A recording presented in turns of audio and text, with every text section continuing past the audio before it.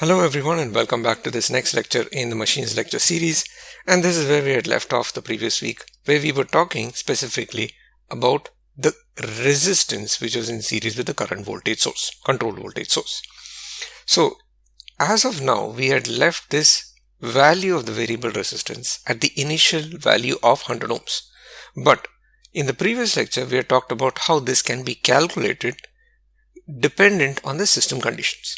So in this lecture, I'm going to code these calculations. So let's go back to the web browser. And as usual, before I start the lecture, a little bit of brief background that if you're interested in these kind of video lectures, but you would like something a little more comprehensive, I do have full-length online courses that you can check out on my website pythonpowerelectronics.com.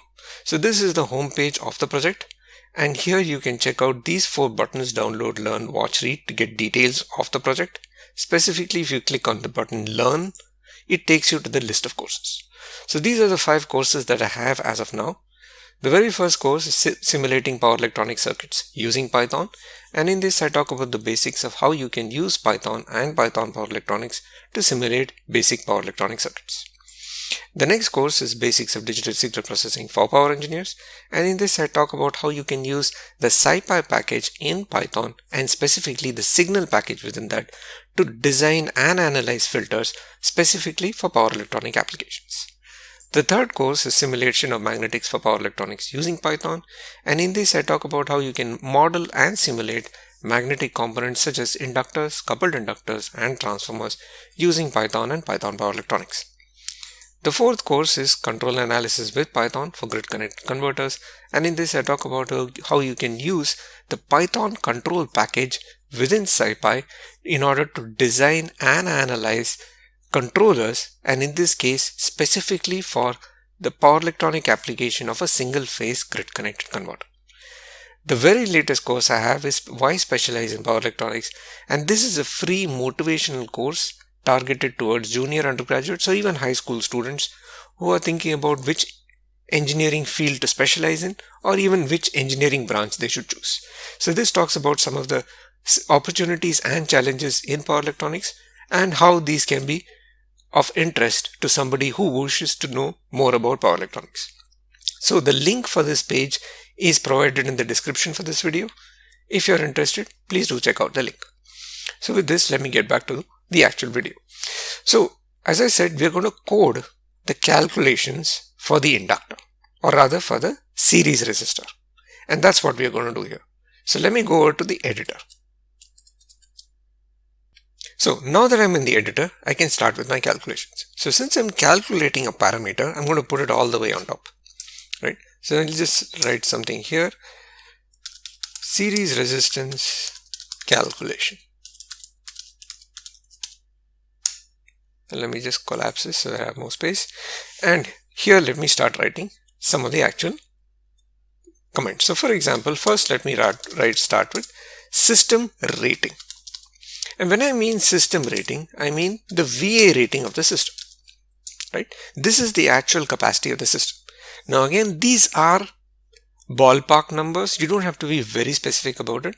So for example, if I had a 240 volt system, which is like a single phase system in, let's say, Europe or in many other parts of the world, you would typically have for a 240 volt system something around 10 to 15,000 volt amperes. That's, I would say, fairly reasonable.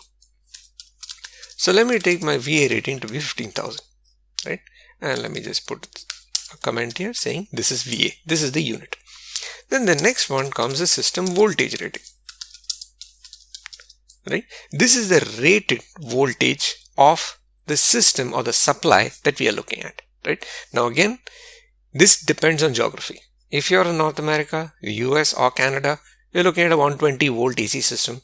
If you are in Europe, mostly like I am in Germany, it's a 240 volt system. There are other parts of the world which have slight variations. It could be 260 or 230. Depends on where you are. Check out what it is and try to put that as your system rating. So I will put that as V rated. So in my case, I'm going to take 240 volts since I'm currently in Germany, and I will just put this as volts. Now that we have this, we can now calculate the system current rating. This is something that can be calculated. Now, since it is a single phase system, this is merely the division between these two, right? So I'm just going to say I rated is equal to VA rated divided by V rated, right? And I can just put another comment here saying amps. With this calculation, we can now calculate the system impedance rating, right? Or you can also call this, if you have a power system background, it is also called as the base impedance, right? Or what we define as 1 per unit. And this, let's just call it as Z rated. And again, simple Ohm's law, Z rated is V rated divided by I rated.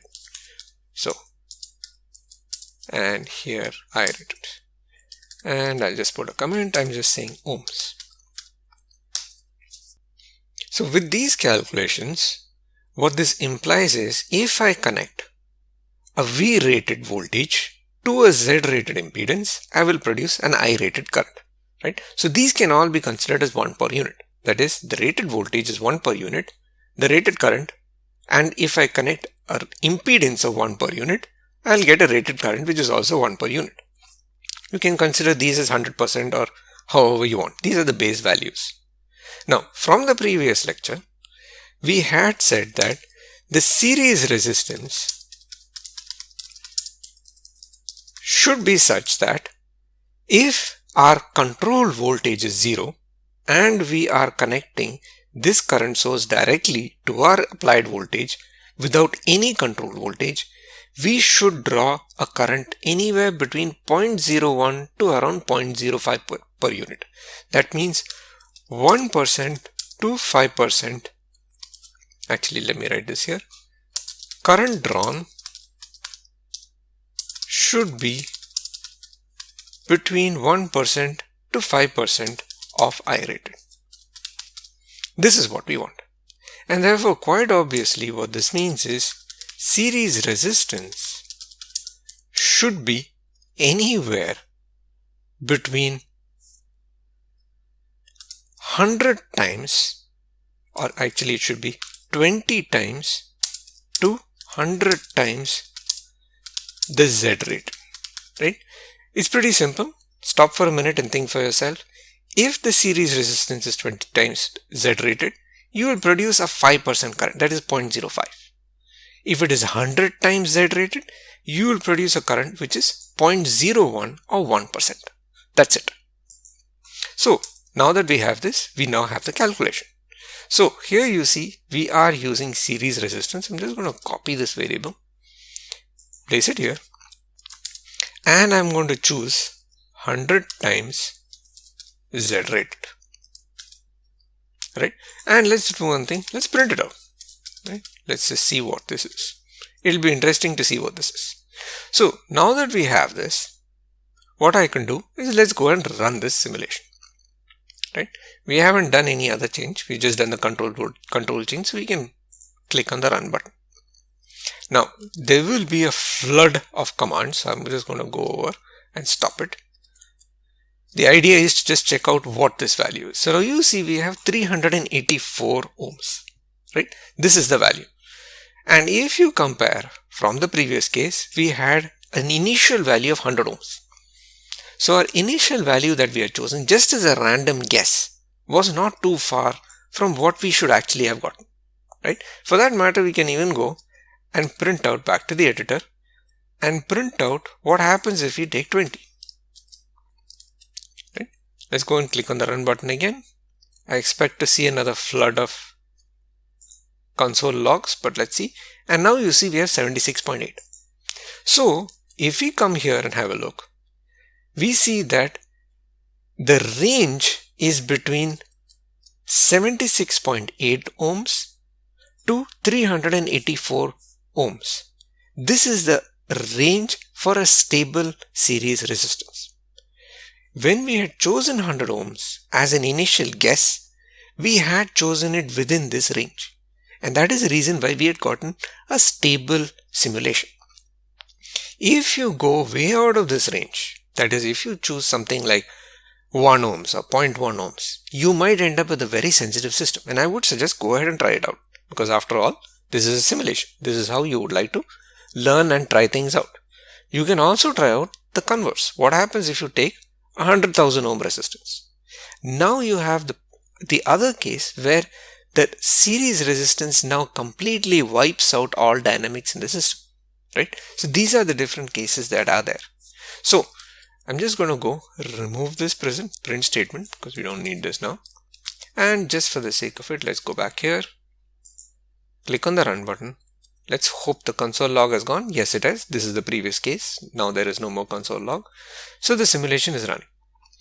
And just for the sake of it, let me click on the current plot. Just make sure that we are getting the same currents as before. And yes, we are, right? They are exactly the same as before. So that means we have now a stable simulation where we have computed, let me stop this simulation, where we have computed the series resistance based on system conditions, right? And these system conditions, these ballpark numbers can be fetched for any system. So therefore, we do not have arbitrary numbers anymore, but rather we have calculated numbers. And this is what we are going to use to continue with this, with all our simulations, where we are going to simulate very soon electrical machines. So with this, I'm going to end this lecture because it's already gotten pretty long. If you have any doubts about what I talked about, please do post either in the comments or send me an email or message me on social media, whichever is your preference.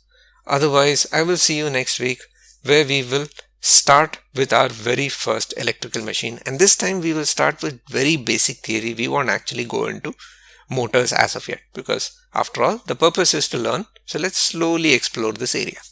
So thank you again for watching and see you next week. Goodbye for now.